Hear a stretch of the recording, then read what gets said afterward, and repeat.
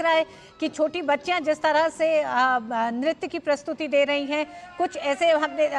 नृत्य देखे जहां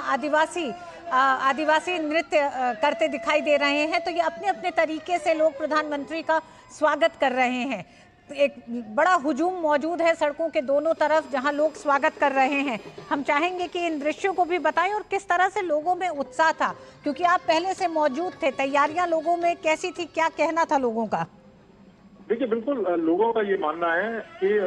ओडिशा के अलग अलग हिस्सों से जो कलाकार हैं वो ऋतु भुवनेश्वर पहुंचे थे अपनी अपनी संस्कृति का प्रदर्शन करने के लिए, अपनी अपनी कला का प्रदर्शन करने के लिए। और वही संस्कृति और वही कला आपको इस समय रोड पर दिखाई दे रही है। और बच्चे भी आप देखें कि छोटे छोटे बच्चे हैं वो प्रधानमंत्री की एक झलक पाने के लिए, क्योंकि प्रधानमंत्री नरेंद्र मोदी का एक तरीके से कहें कि प्रसिद्धि इतनी है कि जो छोटे छोटे जो बच्चे हैं उनमें भी मोदी सरकार एक तरीके से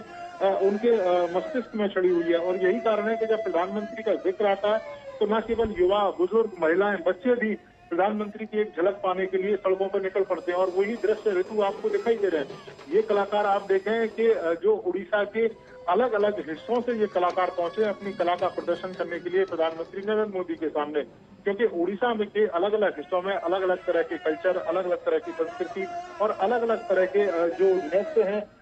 वो मौजूद है। हम कई तरह की जो विविधता है वो उड़ीसा के अलग अलग हिस्सों में देखते हैं, लेकिन वो विविधता एकता के रूप में दिखाई देती है कि जब तमाम